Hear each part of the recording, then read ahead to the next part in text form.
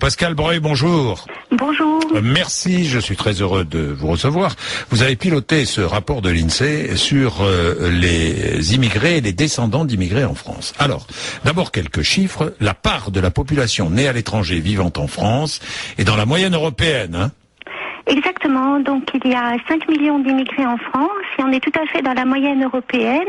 En France, l'immigration est une longue histoire, mais si on regarde sur la période récente, les nouveaux immigrés sont plutôt moins nombreux qu'ailleurs. Alors 5 300 000 exactement, hein. Ce pourcentage, ça fait 11% de la population française. Ce pourcentage est comparable à l'Allemagne et au Royaume-Uni, à peu près, hein.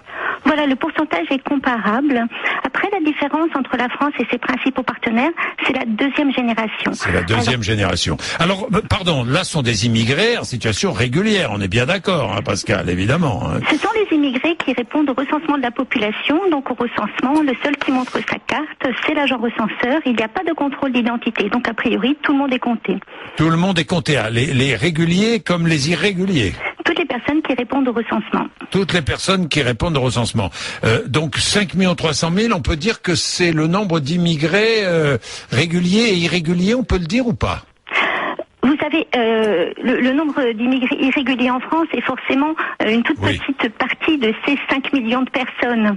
Bon. Donc vraiment, l'ordre de grandeur ne peut pas être modifié par les irréguliers. Alors, les descendants d'étrangers, la fameuse deuxième génération, c'est qui d'abord ?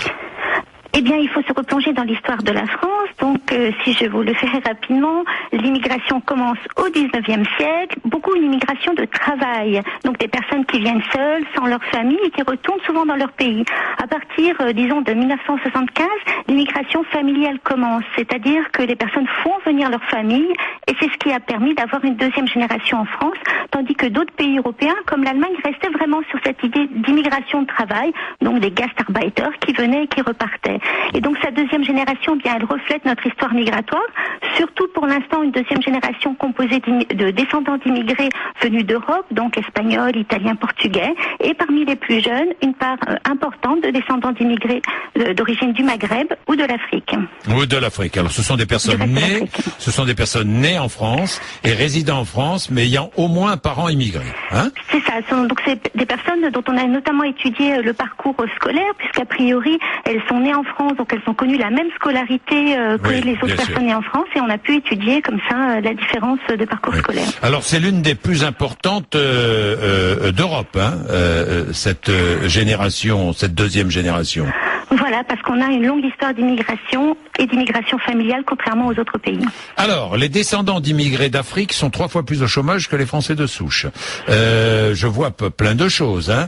Qu'est-ce que je vois puisque vous avez suivi effectivement la scolarité des uns et des autres. Est-ce que la scolarité des enfants d'immigrés est la même que celle des Français de souche ? Quelles sont les différences ?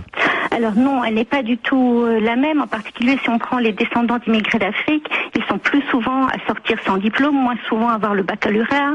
Quand ils ont le baccalauréat, ce n'est pas la même série, la même mention, donc ils ont un parcours scolaire beaucoup plus difficile. Mais le fait que leur parcours scolaire soit beaucoup plus difficile s'explique très largement parce qu'ils ne sont pas dans les mêmes conditions familiales, parce que leurs parents sont eux-mêmes moins diplômés, et on sait qu'en France, il y a une reproduction sociale assez forte. Donc leur moins bon parcours scolaire s'explique avant tout par leur origine sociale et familiale. Alors, vous dites, en revanche, à même niveau social des parents, les filles d'origine tunisienne ou marocaine décrochent davantage le baccalauréat que les Françaises de souche. Oui, c'est vrai. Donc, au-delà de cette image du pouvoir explicatif très important du milieu social, il y a des exceptions, et les filles marocaines et tunisiennes en sont une. Donc, elles réussissent à caractéristiques comparables mieux que les Françaises. Alors, aux âges de pleine activité, 25-64 ans, les immigrés d'Afrique subsaharienne et du Portugal sont plus actifs que les Français de souche. Oui, vraiment, c'est quelque chose qu'il faut retenir aussi de l'ouvrage, c'est que selon les origines, selon les profils personnels des personnes en termes de diplôme, etc., on peut avoir des situations très variées, des personnes qui sont plus actives, d'autres moins. D'autres moins.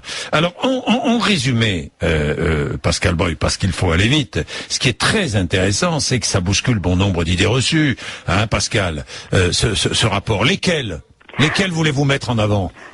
Tout d'abord, moi, il me semble qu'il est très important de mettre en avant la grande diversité des situations. Les immigrés sont généralement moins diplômés, mais un quart d'entre eux ont un diplôme du supérieur.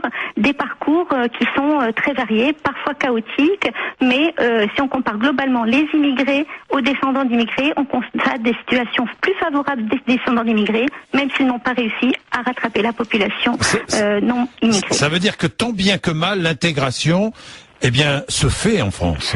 Tant bien que mal, les conditions de vie objectives des descendants d'immigrés se rapprochent de celles des non-immigrés ni descendants d'immigrés, sans toutefois les rejoindre. Non mais ça c'est très intéressant. Merci Pascal Breuil, merci vraiment.